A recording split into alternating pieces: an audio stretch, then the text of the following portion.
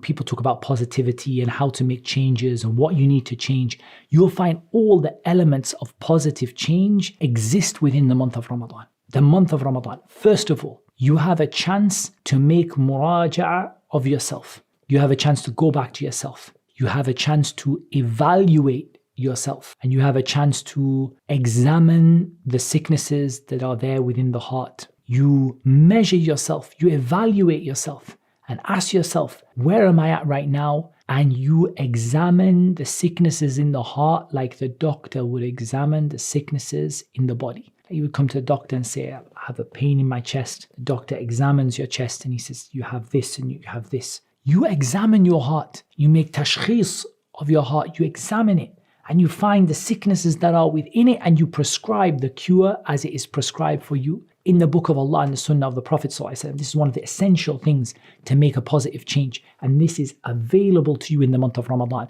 Muslims generally all over the world, we find it easier in Ramadan. The reduced influence of the shaitan, the opportunities for worship, the time that you spend alone, whether it be itikaf or whether it be the time that you spend in worship to Allah subhanahu wa ta'ala, extra time praying and so on, you find it easier to examine yourself and to become aware of some of the sicknesses that are there.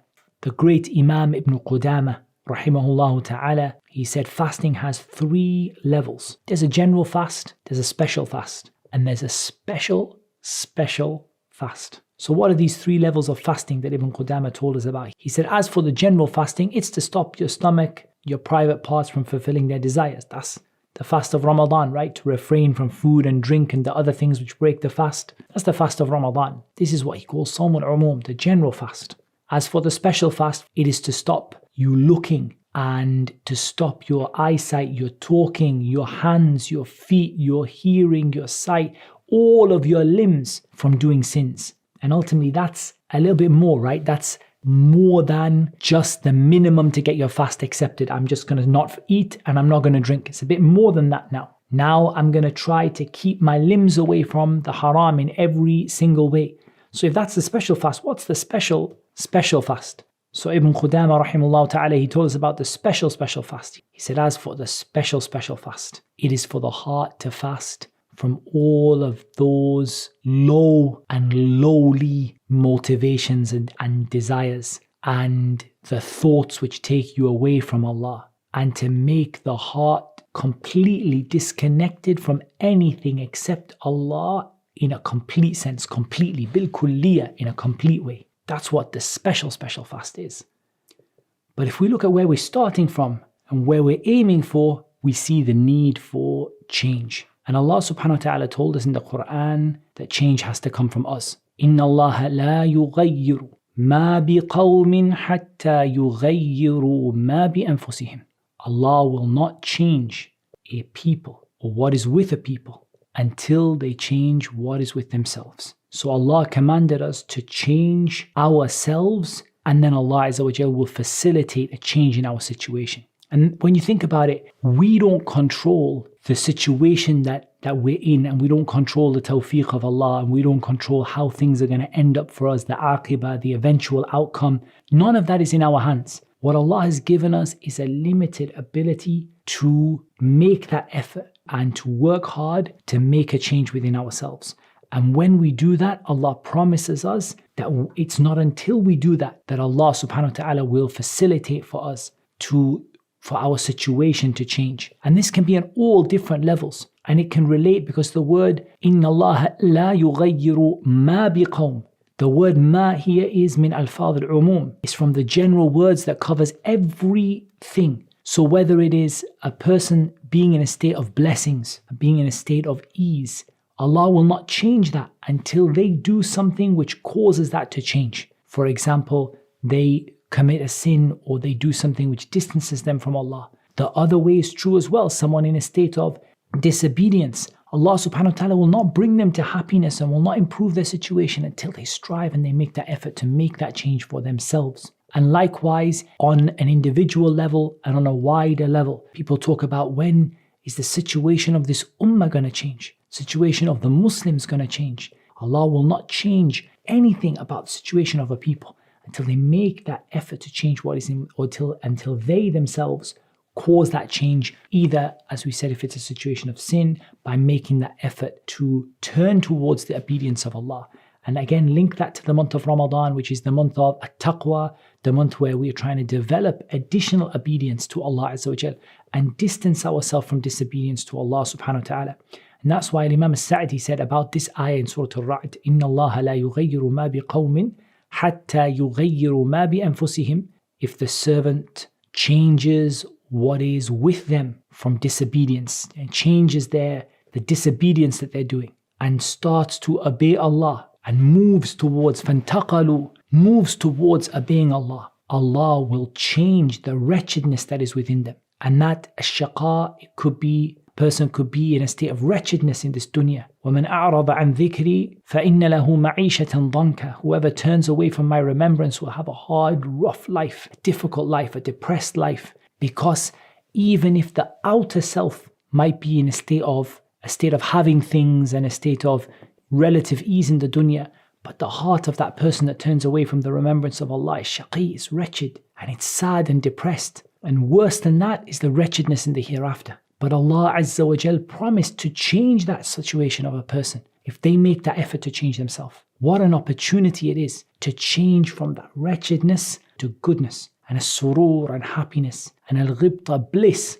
and al-rahmah mercy. If we want that for ourselves, we need to make that change. And the beautiful thing about the month of Ramadan is that the month of Ramadan has all of the elements needed within it to facilitate that change and make it easy for us. The fact that the doors of Jannah are open, the fact the doors of Jahannam are closed, the fact that the shayateen are locked up, the fact that it is said to the people, or it's said, O doer of good, come forward. O doer of evil, desist. There are so many opportunities this Ramadan to change yourself. Everything is here to be able to make that change. And that links it back to what we said about the ayah, in the hope that you become from the people of taqwa. Everything is there within Ramadan. The ingredients are there in Ramadan to facilitate for you to be able to make that change. And it's a once in a year.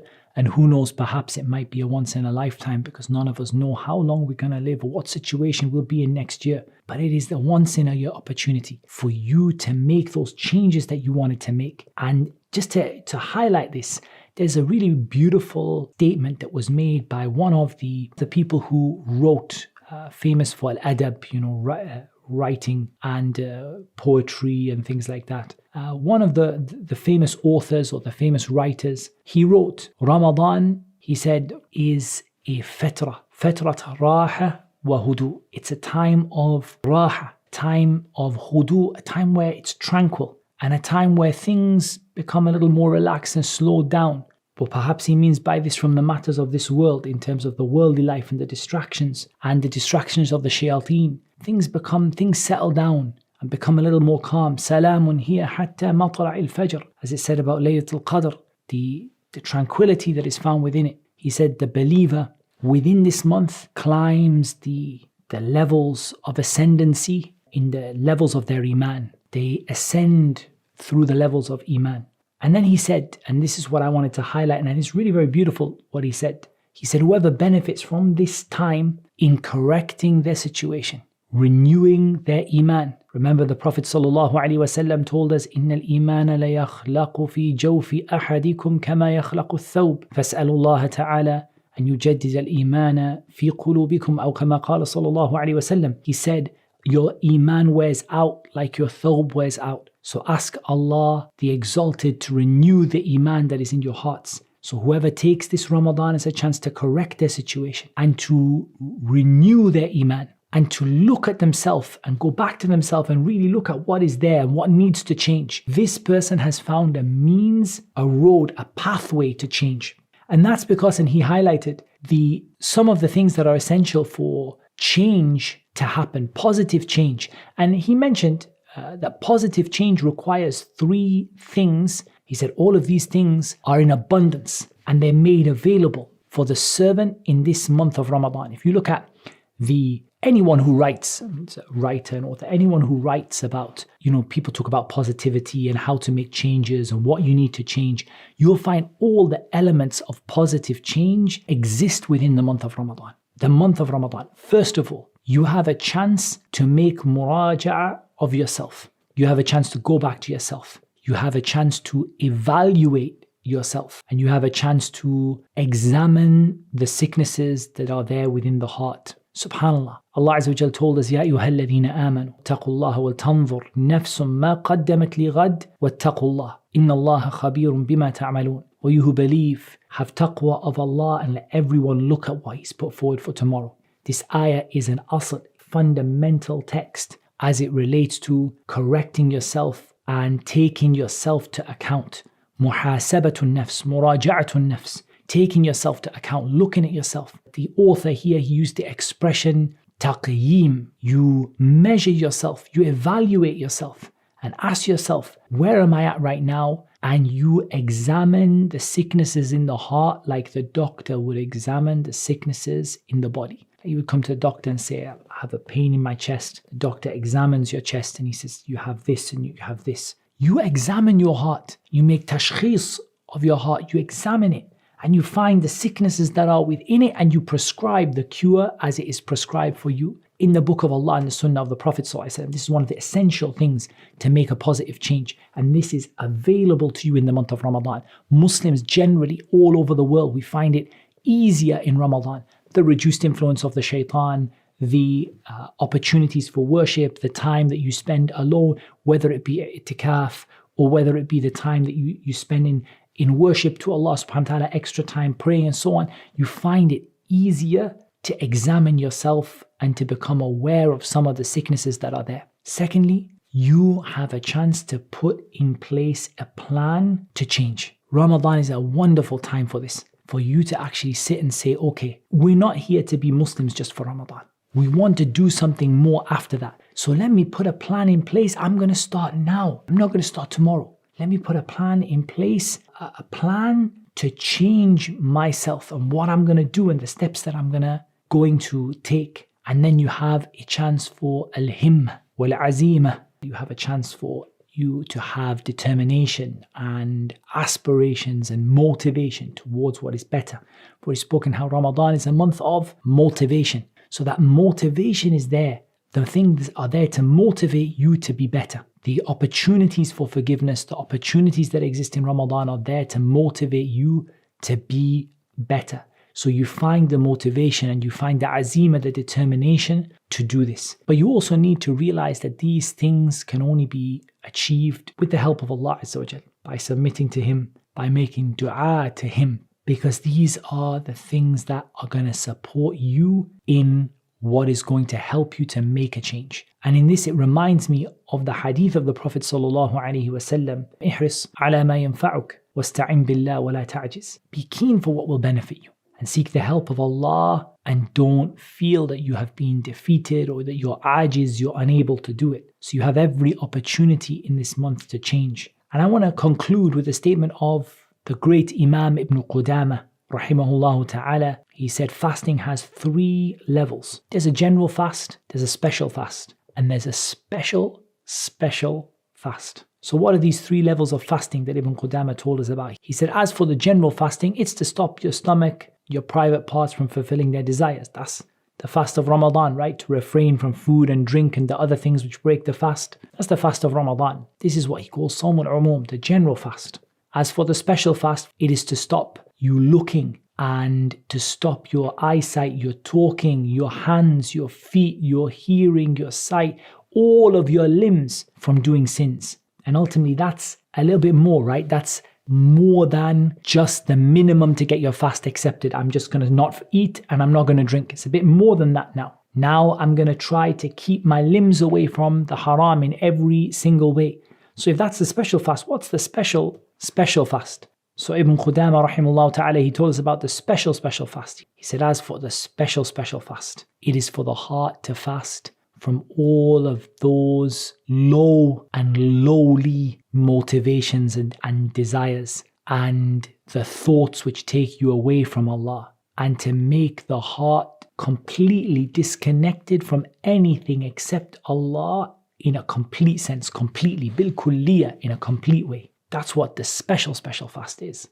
And that shows you how Ramadan trains you to change. Because if you look at these 3 levels, you start off just leaving food and drink. And then you're leaving sins to the greatest extent that you can. And finally, you reach a level where your heart becomes disconnected from everything except Allah subhanahu wa ta'ala. And that shows you what an opportunity you have this Ramadan to make a real and lasting change. And we're going to conclude by asking Allah Azza wa Jal, Al-Hayy Al-Qayyum, who is the ever-living, the sustainer of all creation.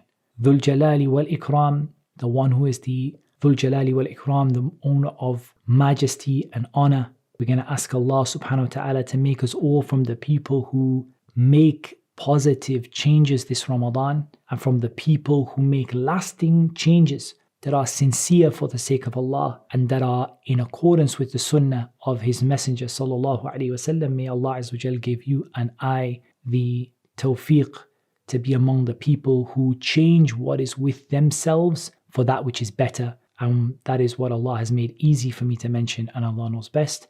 Wassalatu wassalam ala nabiyyina Muhammad wa ala alihi wa sahbihi ajma'in.